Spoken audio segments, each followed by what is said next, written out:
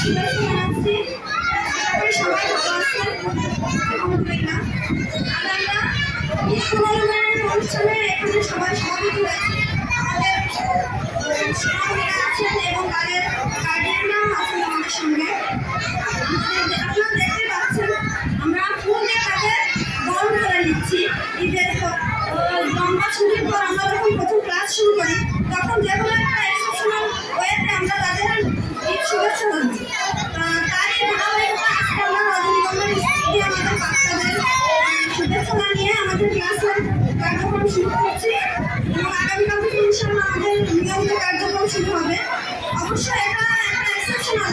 আমরা নতুন নতুন উদ্ভাবনা চিন্তা করে আমরা বাচ্চাদের বিভিন্নভাবে তাদের এই অভিবাদন জানিয়ে থাকি।